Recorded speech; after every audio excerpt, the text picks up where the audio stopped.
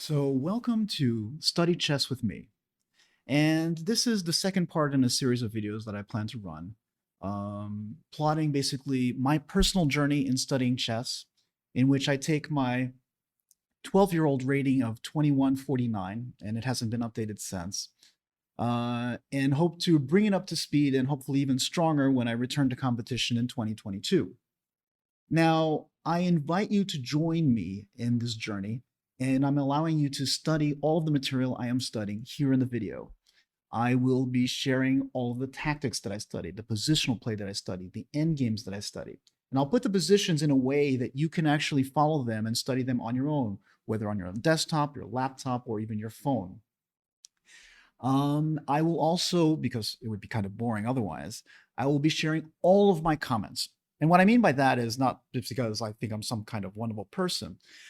When I study with a friend, a buddy, we will sit down together, we will study positions, and then we will share what we thought. You know, what did you see? What did you not see? What did you not understand? What was bizarre? Whatever. And that's the idea behind this. It's not to say that I have some special insight that surpasses the grandmasters whose work I am drawing this from, but simply to share what I am able to see and understand. And just as a study buddy, I'm proposing to be your study buddy. Now, if this material is too strong or too weak or just uninteresting in any particular way, then use it to motivate yourself to study on the side. Put it in the background. Just leave it there. I'll be studying genuinely here for at least an hour of the video. I will edit out some of the long think times because this is a real study session. This is not just a pretend study session.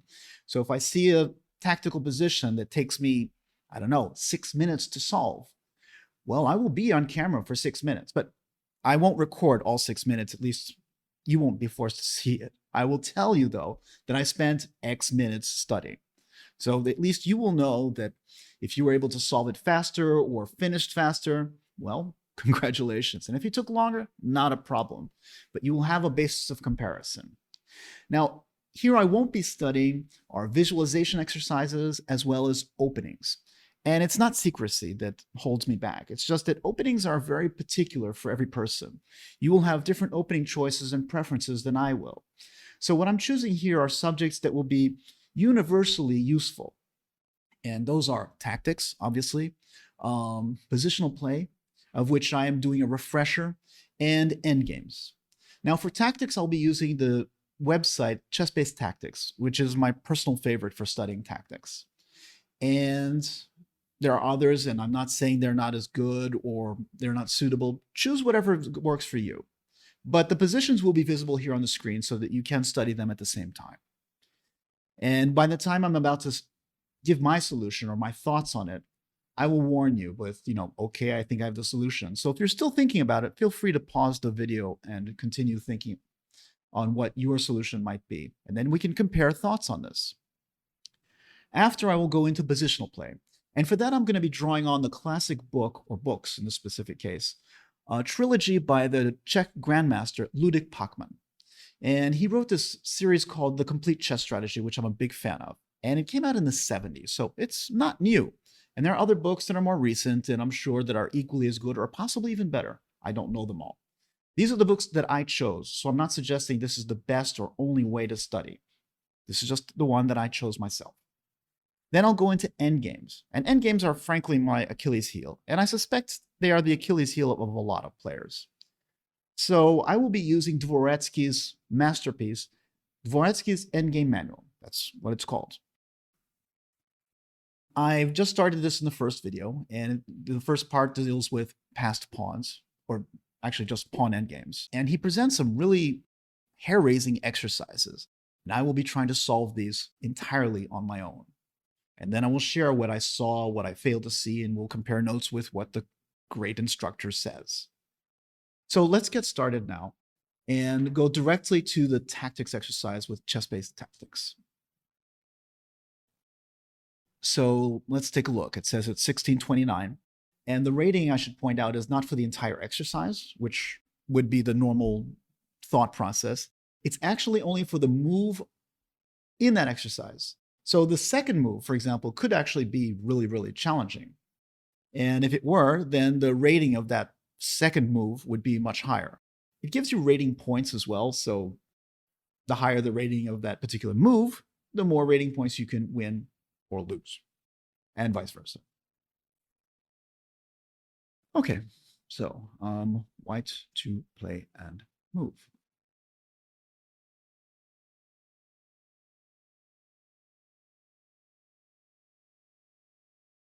I'm going to guess just right here.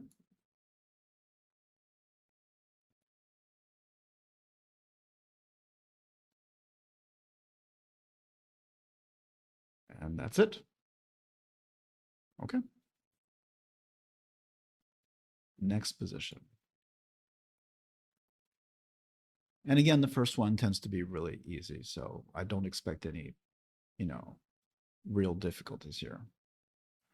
Okay,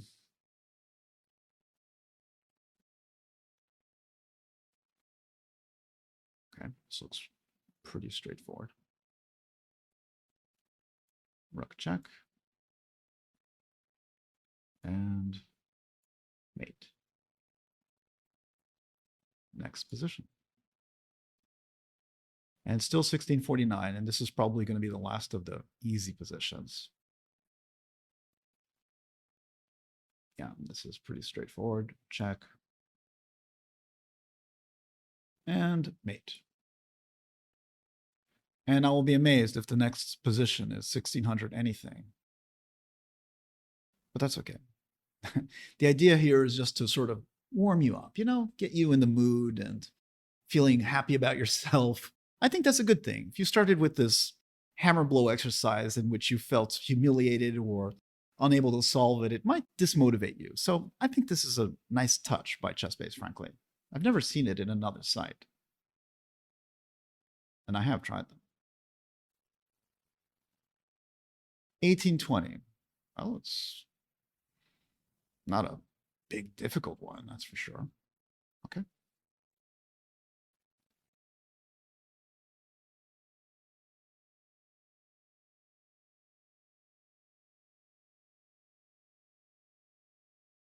First move comes to mind is Queen D2. Okay. Ah. The first challenge, it seems. Please note that even though my rating is 2400 whatever, the ratings here aren't that reliable. I've seen it give fairly easy positions, like a simple check, 1800, and the first move of 2000, like here, and I'm not saying that's the case, which took me minutes to figure out as just 2000, when honestly I would have given it a couple of, at least a few hundred points more in terms of difficulty. It is what it is.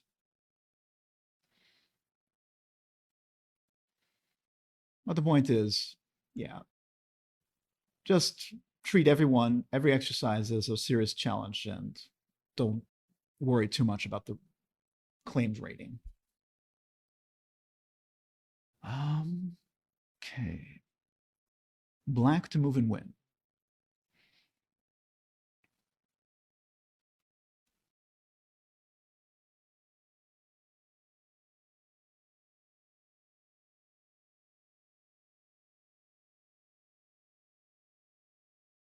Well, at first view, it looks pretty simple. I mean,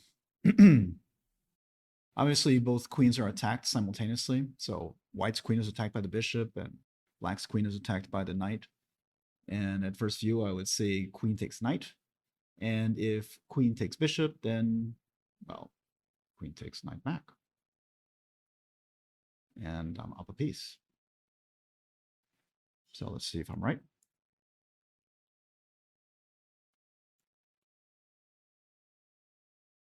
Okay.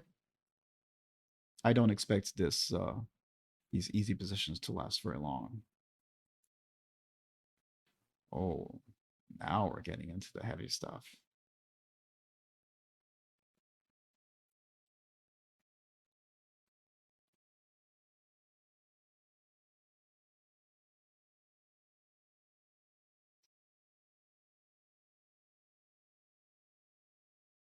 Okay. I found it. I was a bit slow. I kept looking at these strange moves of f4, frankly, and f3, f4, with the idea if it takes, I would take on f6 and then have some extra things on g7. And I completely overlooked the really obvious move, frankly, a sign of my current form, really, which is queen takes g7. As we will see, this is the correct solution.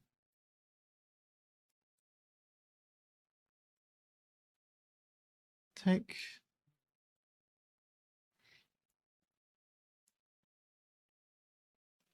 And we pick up the house. All right. Next position. Ah.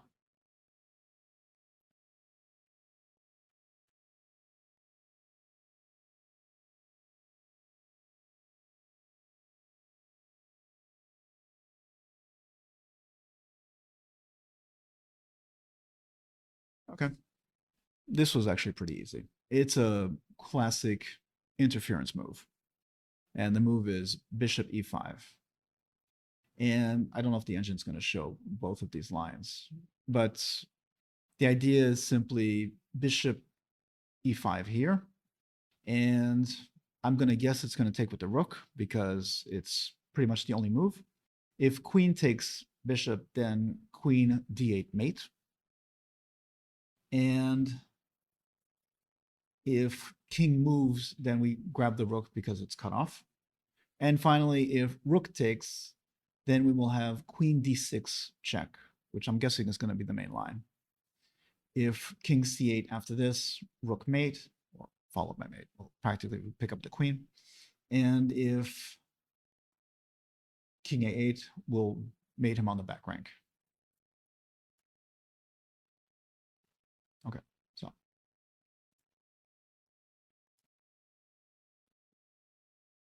back rank it is. If king c8, then we have rook c1.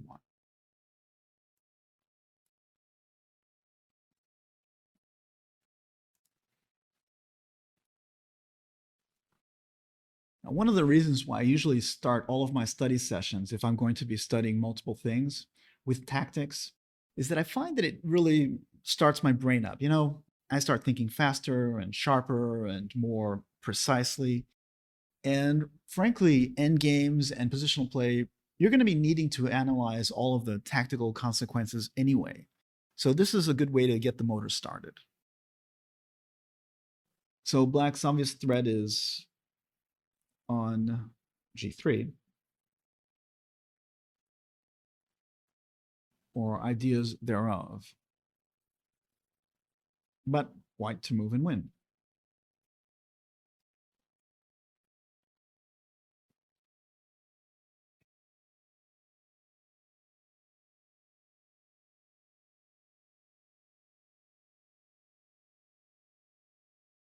I'm not really sure about this particular position. Um, I could really be off, and it's happened. I take a move that looks fancy or nice, or there's a line, and turns out I'm completely off base.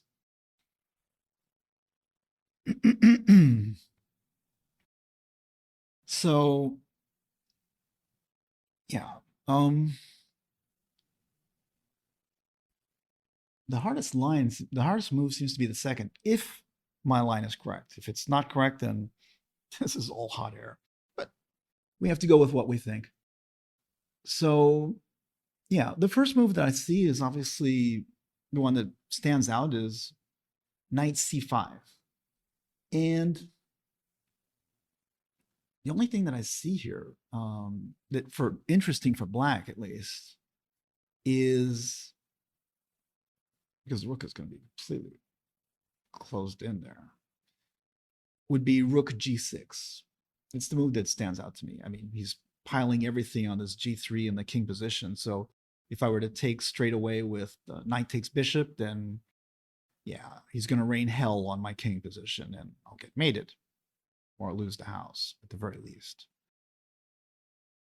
It's the second move that I'm if that line is correct, that I'm really unsure about.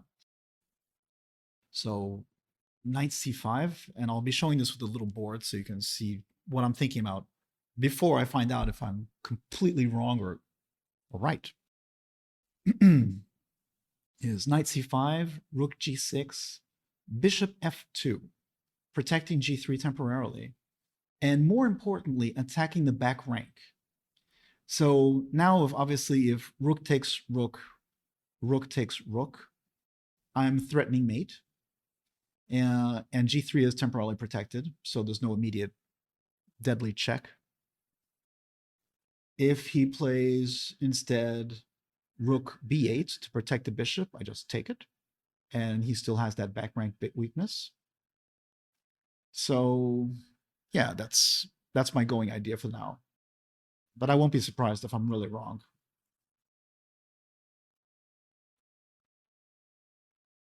Oh,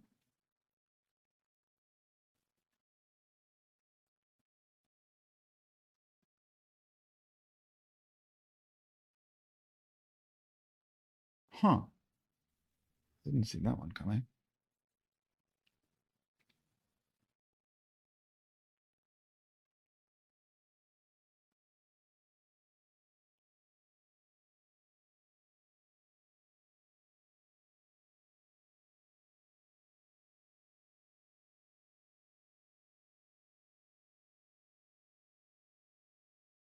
Well, this is not the first time that happens. You get the right move, and then you're told, uh-oh, what's the next move?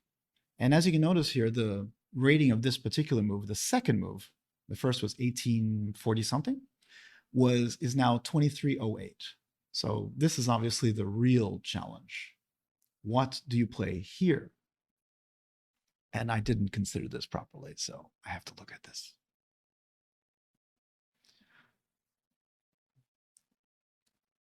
A sure sign that I should have thought of that before, but hey. What is the phrase? Errare humanum est. To err is human. That's certainly true.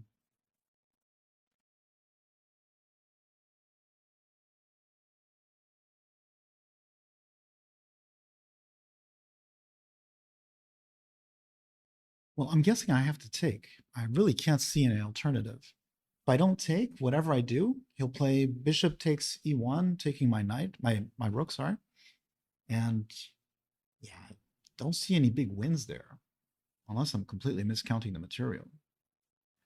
And I was basically trying to see if there was some catch. If I take on g3, I have to work out these consequences first. Knight takes, I can just play queen g2, protecting against, well, catastrophes here.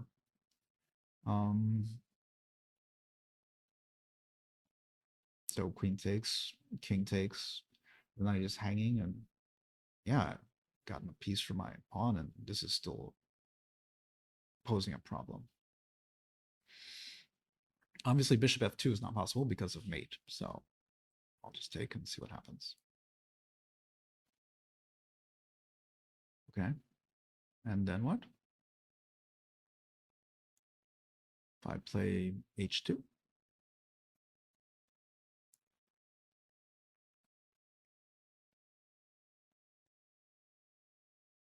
okay. I was hoping for other lines, but I'll take it.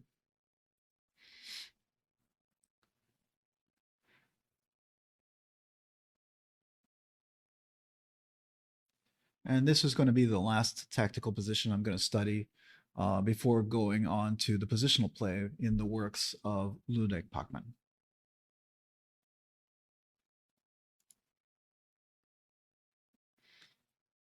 1985. But as we saw previously, the first move could be easy, and the second move a real problem, which could be the case here. So let's see what we got.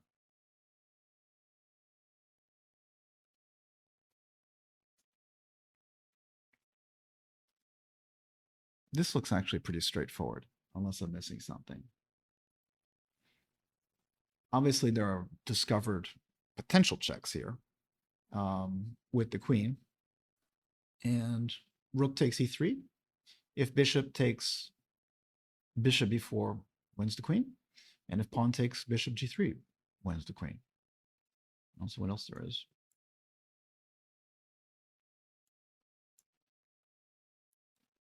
Okay.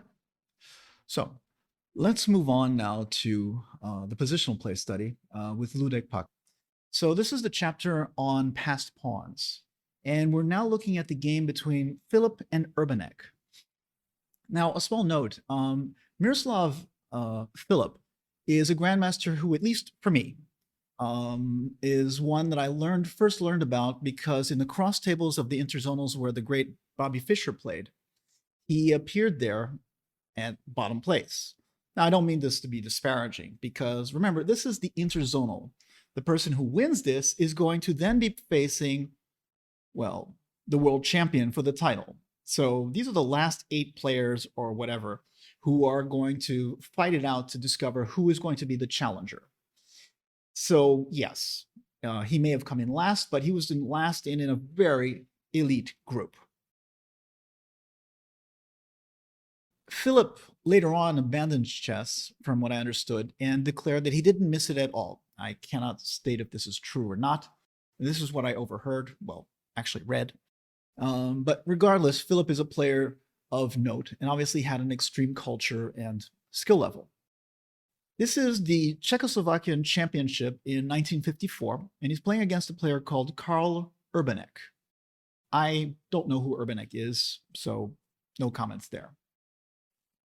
Ludek Pachman, who is Czech himself, by the way, he presents this game and he makes absolutely no comments except for a very superficial exclamation point here or there until move 23.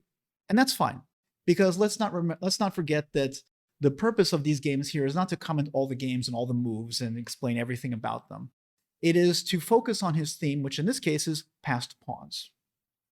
Now, if you have any kind of, let's say, experience with chess, you'll notice that he doesn't actually mention anything about how to blockade the pawns.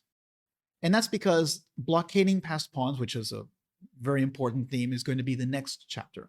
So right now, it's all about the passed pawns themselves. So we have d4, and I'm going to go through the moves pretty fast until the key moment, because that's the theme of it. We have pretty standard Nimzo Indian, it seems. Rubinstein variation.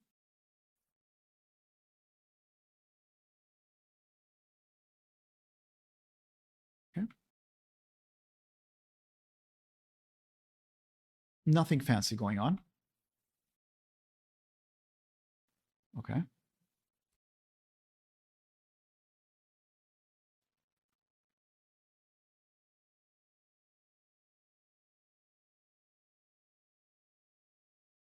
And this has to be presumed that's what he had planned, because let's say rook d1, he could play queen takes e5. And yeah, that's pretty much it. So yeah, d5, pawn takes, he's got his passed pawn, bishop d7, h4. And here, Pachman points out, so by failing to take appropriate countermeasures, black has allowed white to create a passed queen's pawn. However, a cursory glance at the diagram tells us that it will be very difficult to advance this pawn, for no fewer than 3 enemy pieces are standing in the path to its queening square, being the queen, the bishop, and the rook. h4 exclamation point. A dual purpose move. Firstly, cutting out back rank possibilities against his king. And secondly, planning to fix black's king side by advancing the pawn even further. Okay. And here, Urbanek plays a move that gets a question mark. Rook c1. Now, the obvious idea is that if rook takes rook, then queen takes rook. And he points out that this is really not a great idea. And it needs to be pointed out that it's a strange move to do, because there are other ways to exchange these rooks. It's not as if this was the only way to do it, the best way to do it. It seems to me a bit like flash for no purpose other than flash itself. I'm known to play moves like that, let's say in Blitz or something, if you want to surprise your opponent, but against the Grandmaster, especially Philip, it's not going to impress him. So the best move here would have been just the straightforward rook e8. You want to exchange the rooks? Let's do it. Rook e8, and the game goes on. You have a passed pawn, but you're not going to, it's very unlikely you'll be able to do a lot with it, so the position would be fairly balanced. Anyway, he plays queen takes e5, queen c4, and he says, well, first of all, he says the text move is thematic in such positions, preparing the advance of the pawn by first maneuvering the pieces. In this case, by controlling the queen's bishop file, which in this case means the c file. Remember, this is descriptive notation. And threatening to penetrate to the 7th rank, c7. White intends to play queen c7. And of course, you cannot play rook c8 because of queen takes rook, which would of course lead to mate. c8. And yeah, back rank mate. Okay. However, he says that d6 would be premature because of bishop b5.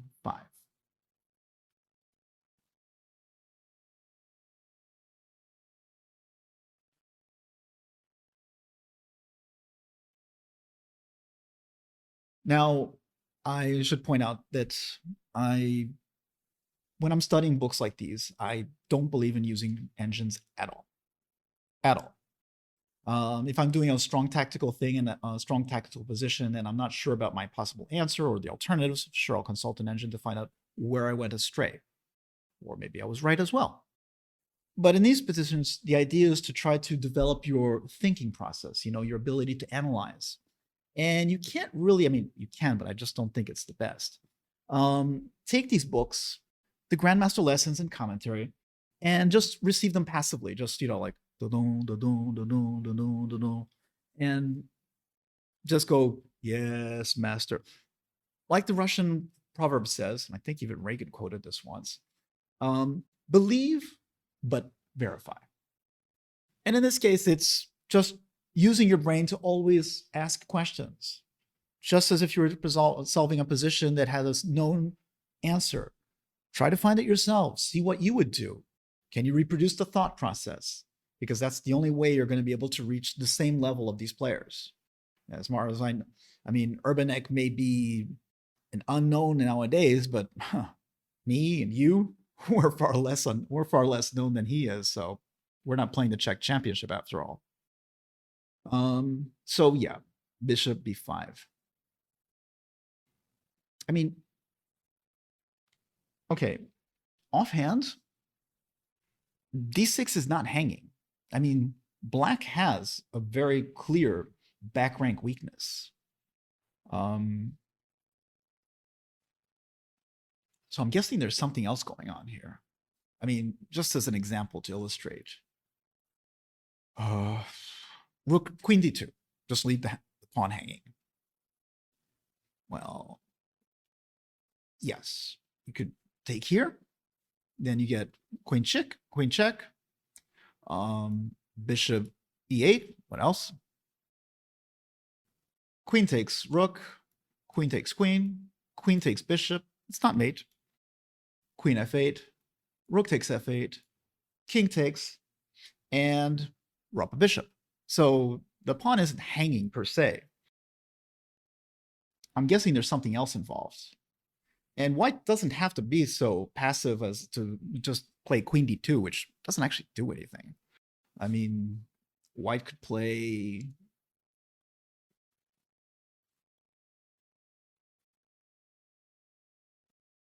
queen f3. It does have the virtue of attacking f7. Right? And it's also attacking b7.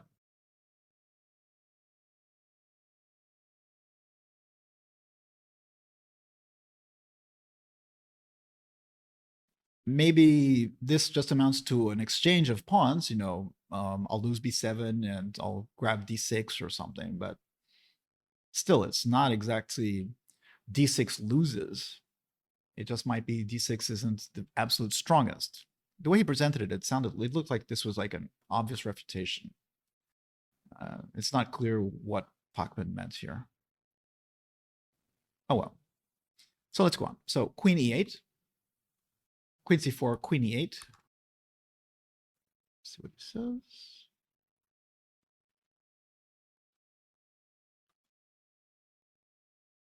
The only defense. Because now queen c7, x question mark, is refuted by rook c8.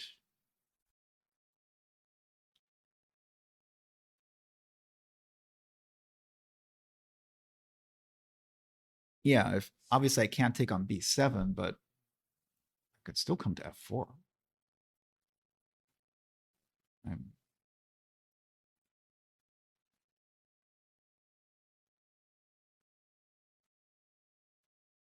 It's not ideal, but it's not lost.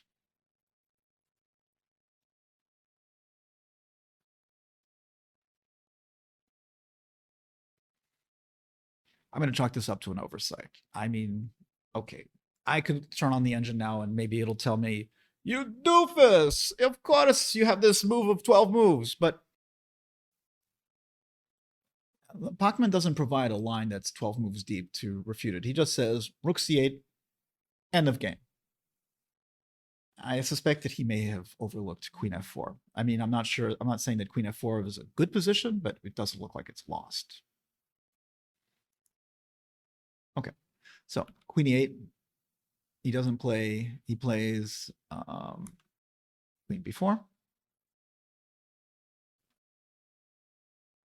b6.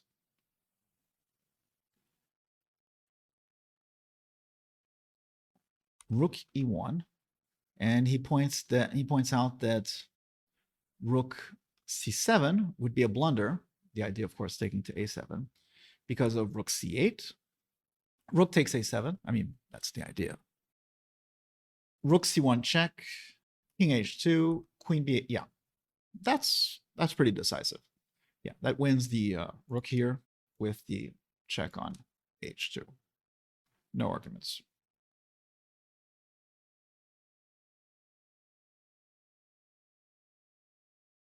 So rook e1, queen f8, rook e7, a5. Obviously, you can't take on b6 because of the hanging rook, so queen e4. Fair enough. Bishop f5. Again, the bishop is untouchable. Queen e5. Bishop e6. Okay. The idea, of course, is that the rook is cut off, but this is just a temporary thing. Rook c7. Bishop c8 goes back. d6. Oof. Yeah. Well, needless to say,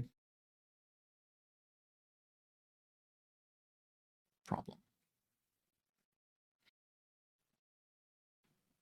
So d6, rook e8, and oh, nice. Queen takes e8, resignation.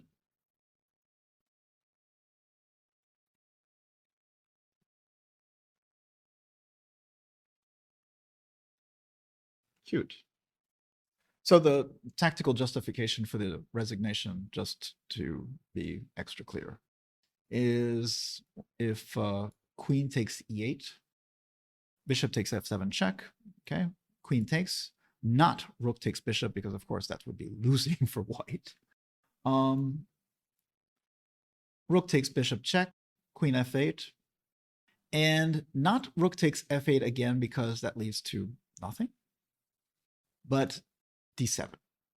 And you cannot stop the extra material. So game over. Nice game. So the next game is Unzicker versus Donner. Great players of their time. So, okay. Wolfgang Unzicker was a very strong German grandmaster from the 50s. And Jan Donner, who deserves a special parenthesis here. I don't know a lot about Unzicker, but Donner I do know a little bit more about. Was a very strong Dutch grandmaster of the time. He wasn't as great, let's say, as Timon or even of the great world champion of the 30s, Max Huey, which I'm told from some video that that's actually how you pronounced it. I always pronounced it Urvi or Oivi or something. Anyway, Jan Donner was characteristic for being a great chess player, for a very, very strong chess player, sorry. But also being incredibly tall. Apparently, he was a towering 2 meters tall and an exceptional brain and writer. There is a collection of his articles that was published, 30 years ago or something. But I highly recommend it. It's a bunch of little chess pieces that he wrote. And Donner had his own very unique style, a very incisive way of viewing things and writing. And it's magnificent chess writing. It's not, chess analysis like Kasparov or Fischer did, or even Timon himself. But it's the insightful look and yeah, the way he sees things that's really wonderful to read. If you get a chance to get your hands on this book, or if you decide to look for it, I can highly recommend it. I own it and somewhere, but yeah, I really enjoyed reading it. Anyway, back to the game. Sorry. So this is Wolfgang Unzicker versus Jan Hein Donner, and let's see what Pachman has to say about it. Okay, so we're gonna actually get some key moves much faster, not move 23. Already by after move 9, we begin the commentary. So it seems that Unzicker is the one who's going to be taking the day here. All right. So we have d4, e6, d45. So we have a French defense. Okay. Knight c3, d takes c4, takes knight d7, knight f3, bishop e7, bishop d3, knight f6, queen e2. This is really standard stuff. Takes, bishop takes, c5. C5. Well, I've played this line with white, and I've actually only encountered knight f6 straight out. What can I say? Nothing super impressive, but is what it is. Okay. So so Donner is definitely going straight for trying to get some counterplay with his pieces. Fair enough. But it backfires because of d5. And he does not take. All right. Well, anyway, Pachman says already white has obtained a passed pawn, which is not necessarily advantageous in such positions, especially if black manages to mobilize his kingside pawns. So for this reason, white's next move prevents c4, which would be threatened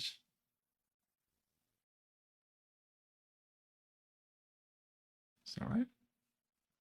After castle. Oh, c5. I apologize. Huh.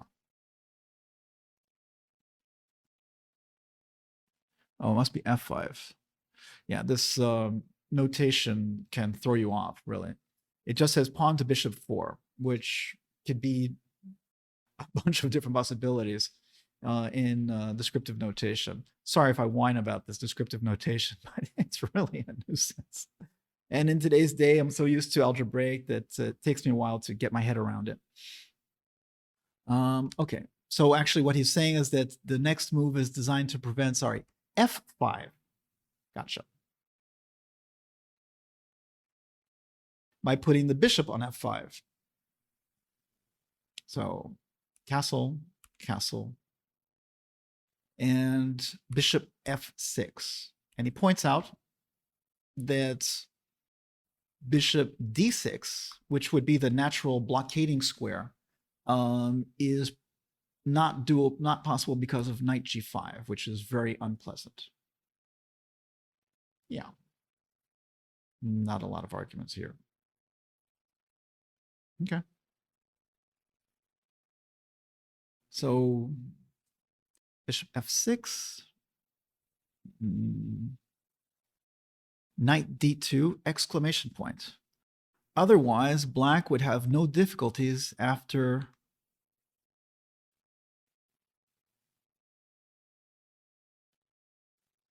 g6 and bishop g7.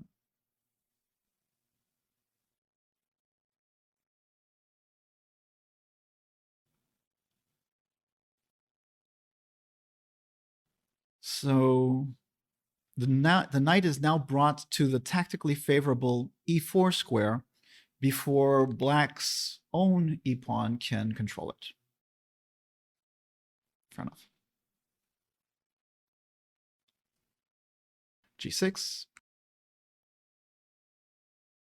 Bishop takes d7. Queen takes d7, exclamation point. He points out that bishop takes d7 would be a mistake, because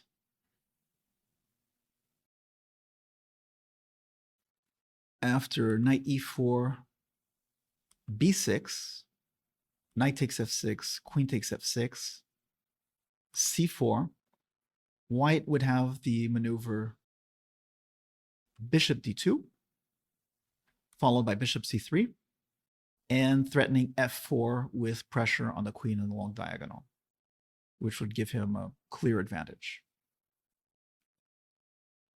Okay. So none of that. Queen takes d7, knight e4, bishop g7, rook d1, since d5 is hanging. And here he plays b6. A natural but wrong move, allowing white to eliminate the only advantage of black's position, his two bishops. Notably, these two guys. And the reason is because of his next move, bishop h6. So obviously, if bishop takes, then knight f6 wins the. So f5. After bishop takes g7, queen takes g7. And he points out that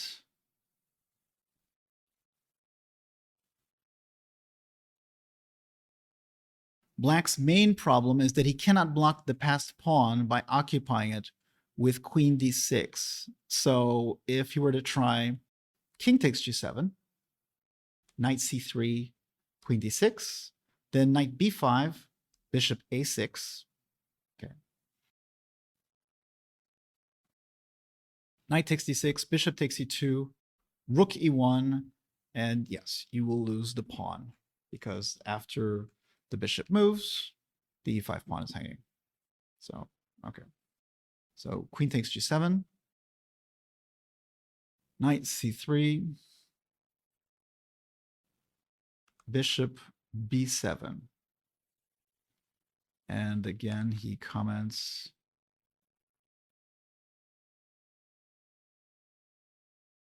this is less than ideal. He should have played actually bishop d7, since even if it is not possible to prevent the pawn from moving to d6, black should at least do everything in his power to blockade it on the d7 square. So bishop d7 was absolutely essential. Most likely, black did not relish the aspect of d6 followed by knight d5. But on the advance of white's pawn to d7 would be the greater of the evils. Okay.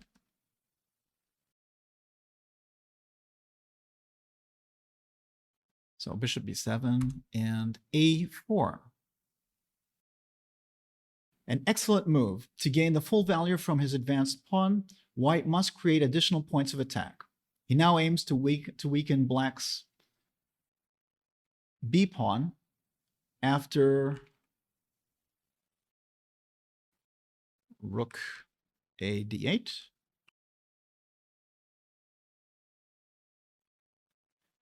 followed by a5. And of course, there's pressure here.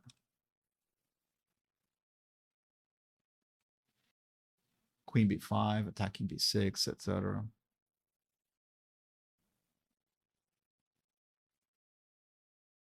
So instead, he plays a5, queen b5, attacking b6, queen c7, d6. Oof, that's starting to look unpleasant.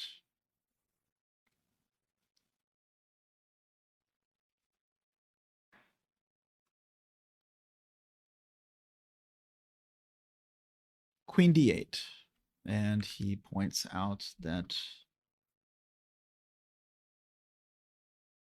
if he were to play queen c6, which is the move that obviously leaps out, exchange the queens, threaten mate, queen takes c6, bishop takes c6, d7. Oh, right, rook d6.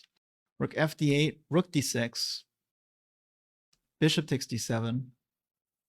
Obviously, rook takes d7, rook takes bishop. Rook a d1, threatening to win the bishop. And then bishop is pinned. Rook a7, knight d5. Yeah. And obviously, white is threatening knight here. So you could take twice here, and then a nice little check will do it. And if the king moves, then we can always grab the pawn on b6. Either way, it's curtains. Okay. So queen d8, knight d5.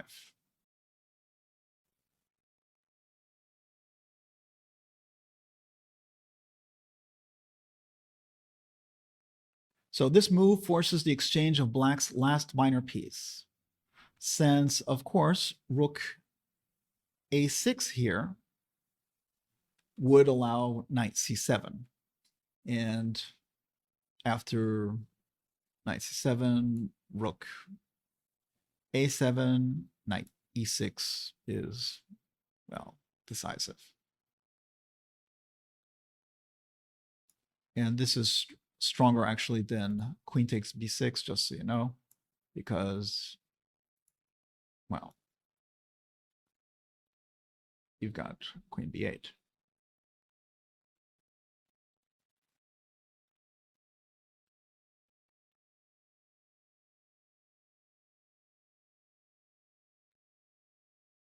Not sure even queen b8 is worth it, but okay, it's game over either way. So knight d5, bishop takes d5, rook takes d5,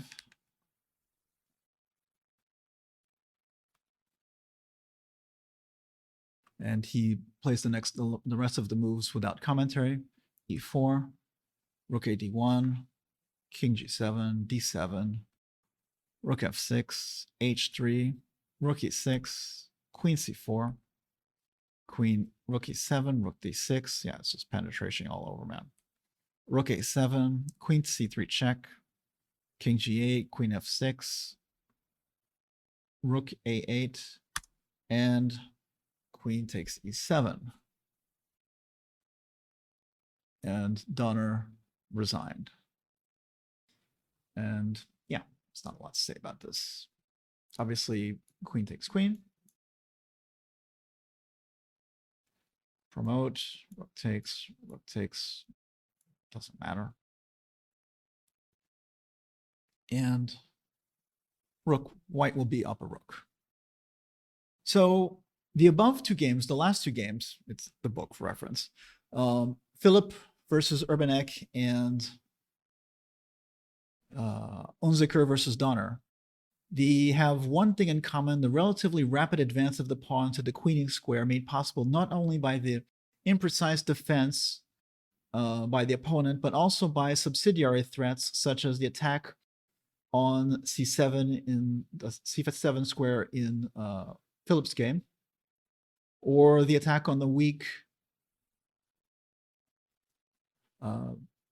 b pawn in the game we just saw. We can take it as a basic principle that tactical threats like this are essential in order to divert the enemy pieces from the blockade of our pawn, which can then advance. So, yeah. In other words, the opponent is going to do everything they can to prevent your pawn from advancing, and it's not enough to sit there trying to pile pieces behind the pawn, unless it's being threatened. You have to provide diversionary tactics to sort of force him to look away and do other things as well, or lose in another way. As we have already mentioned, we seldom find the pawn actually achieving promotion in the middle game, whereas in the end game, with reduced material, the passed pawn has a veritable field day. It would be quite wrong to assume from this that a passed pawn is of no use in the middle game. Apart from those exceptional occasions where it can be promoted. And we're going to see two further games which teach us a little more about the role of the passed pawn.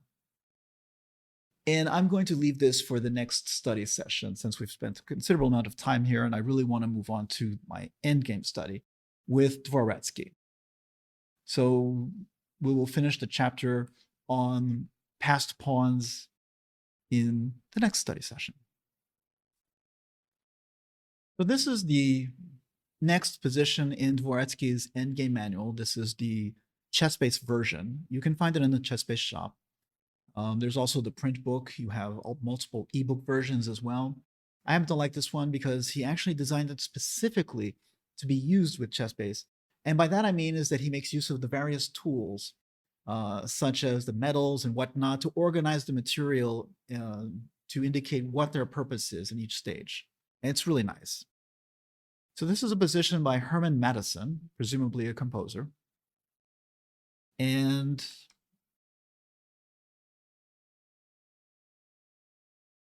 Dvoretsky says, okay, so now let's examine the mechanism by which the stronger side can exploit the distant opposition. It is in fact quite simple and consists of the conversion of the distant opposition into close opposition by means of outflanking. Okay, we will see what that means, of course. If outflanking is not possible, then possession of the distant opposition is worthless. Okay. The pawns are lost, after which black's king will control the key squares in front of the f7 pawn. But white has a tactical resource at hand. He moves both pawns forward to lure black's pawn nearer to his king, allowing him to defend the new squares. Interesting. So here is how the maneuver starts. If you would like to try to solve this on your own, then please pause it. I cannot join you in this because this is part of his lesson work, and I already have the solution right in front of me. So white plays g6, f takes. Obviously, it doesn't matter what he does. f5, exclamation point. And he points out that now king g2 would be a mistake. And the wonderful thing about an analyst like Dvoretsky is that he is so thorough. King g2, king g4, f5, you were to try the same idea, g takes f5, and black controls the opposition, not king takes. He points also out that if king h2, then king g4, f5, king takes f5, king g3, king g5, and of course we have a classic opposition case. Okay. So we'll go through these now quickly. g6, f takes g6, f5, g takes f5, king g1. Wow. Black controls the distant opposition, but he cannot convert it into close opposition. So now we see what he means. The problem is that after king g5, he doesn't actually show this, king f1, outflanking with king h4, there is no point because after there's no point in this because of course white can just go straight up. And if you were to try instead king f4 or g4, let's try f4, then yeah, well then it's white who has the opposition.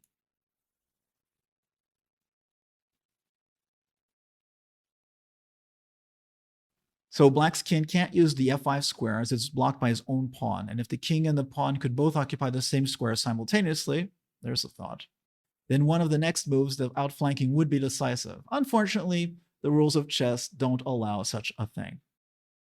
So here's a toast to Dvoretsky's sense of humor, even in an endgame manual.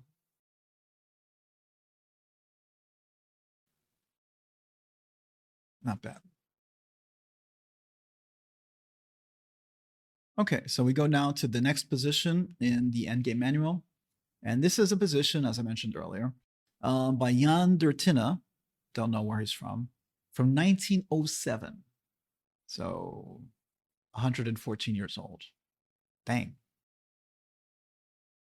So in such positions here, there is usually a major line in which it is vitally important to capture the opposition, and when the enemy retreats from it, you must outflank him.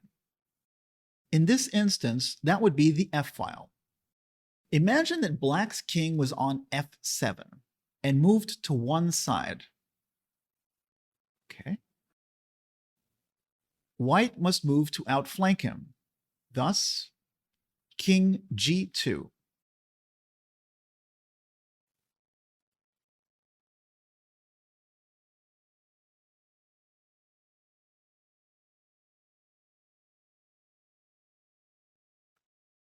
Okay. It's pointless to take on the E file. White's king will reach the key square G6. So he explains why, and he says that taking the distant opposition with king E1, okay, leads only to a draw. The opposition on the E file is meaningless because of this is this is the kind of stuff that just leaves you reeling, man. King E8. Respect.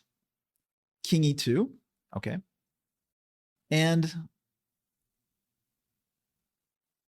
he points out that if well, let's just continue this line, otherwise it's going to be impossible to follow. King E2, King E7, King E3, King E8, King E4, King E7, and white cannot get any closer. Ah, I see. Because the E5 square is off limits.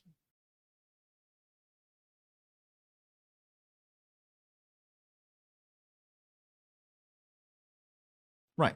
And of course, if he doesn't add this, but it's obvious that if, I don't know, King F5 or something, well, he's not going to go backwards. He's just going to say, I'll stay right in front of you. Okay.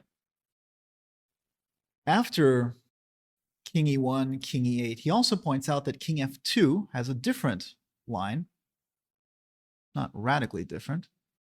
And if the white leaves the E file, his opponent will still take the opposition forever. King F2, King F8, King G3, King G7, King F3, King F7, etc. Okay. So getting back to the original position, here we play King G2. We're going for the outflanking, I'm guessing, around the side. King F6. And as we have already noted on the F file, it is necessary to maintain the opposition. Therefore, King F2. King E7. And he points out that, let's play through the lines. King f5, moving the king forward to f5, for example, would be useless because of king f3, king e5, king e3, king f5, king d4, and c5.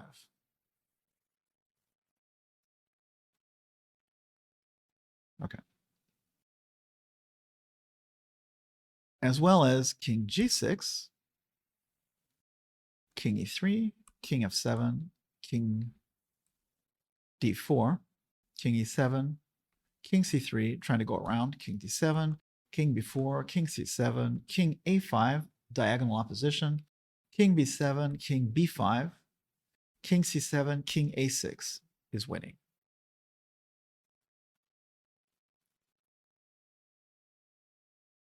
This is why king g6 is not possible, because white is going to go around and outflank you on the other side. And of course, the c pawns, the white pawns are supporting themselves, so this is never going to be a vulnerability when the king comes in over here. So, okay.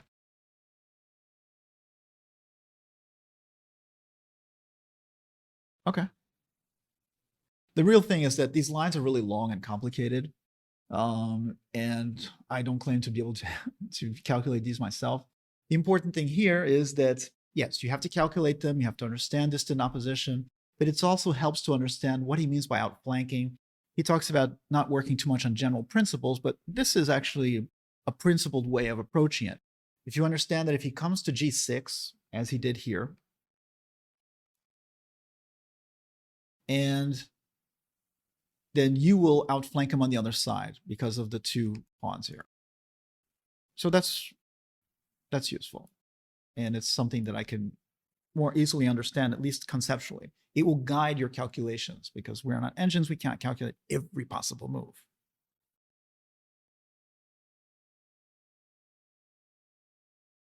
And finally, we come to the algorithm we already know. So king f6, king f2, king e7, king g3. And now we're going to outflank him on this side. King f7, king f3, and we have gained the distant opposition. King e7, king g4, king f8, king f4, king e7, king g5, king f7, king f5, and the distant opposition has been the distant opposition has been successfully transformed into the close opposition.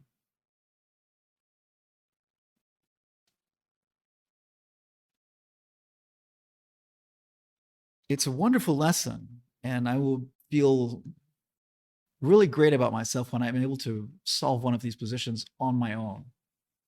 But at least now I have the, let's say, the ideas, the concepts here with which to develop these skills. The rest is up to us. So here we have the final position of my study today of the Endgames. And I must say it's a spectacular position by Franz Sackmann from 1913. If you would like to try to solve this position on your own, or at least give it some thought, then please do so. I can't join you on this because this is part of his actual lesson, and I already have the moves right in front of me. So, but there will be some actual exercises probably in the next study session, and there we can work on those together. So the first thing white must do is seize the opposition with king f5, king b6, and black's king must be the first one on the 6th rank.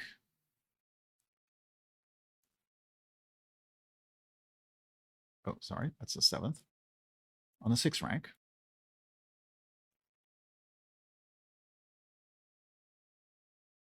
If it had been on a7 in the starting position, then king b7 would lead to a draw. So if here he had been on a7 instead, then going to king b7 would have led to a draw, since white could no longer seize the opposition. King e6, king a6, and suddenly distant opposition. Okay.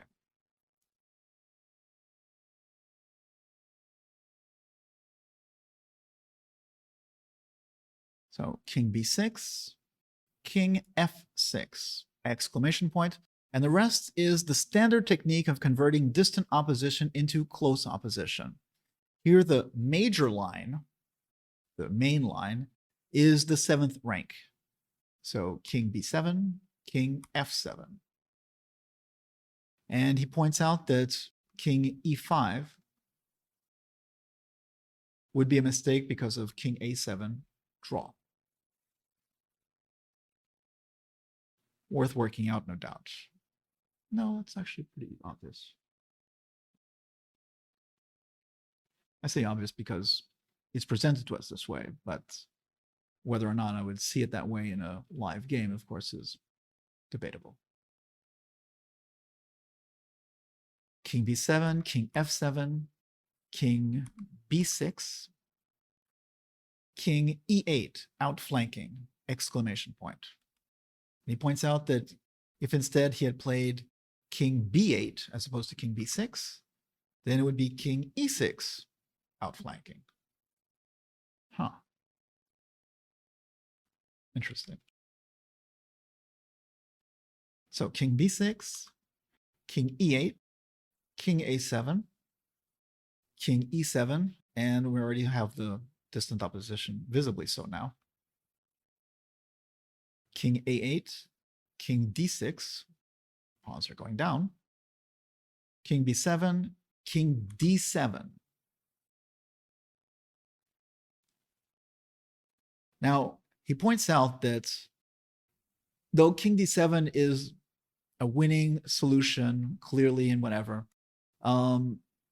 white might also play king takes c5.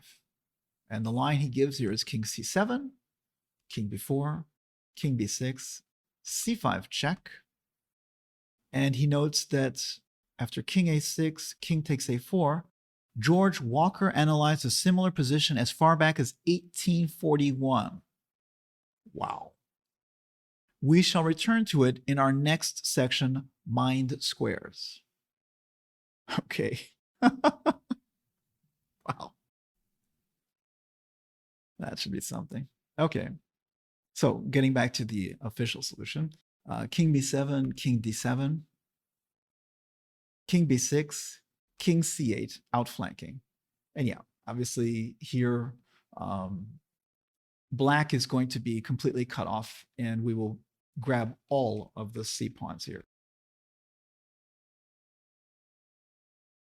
So he stops his lesson here, but we can work this out on our own.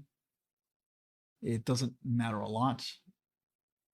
We can play here, for example. It really doesn't matter because you're never be able to recover this b6 pawn square after king c7, king what have you. And of course, we're just going to have a field day. Nice, nice, nice. So that will conclude my study session of today. Obviously, the lesson with Dvoretsky was mind-boggling in some aspect, but a lot of thought to it. And of course, the exercises regarding distant opposition and stuff, many of the solutions may seem out of your reach right now. Certainly feel like they're out of mine. But at least now we have the principles to work with. We understand at least what the ideas are involved. What is distant opposition? What the outflanking strategies are.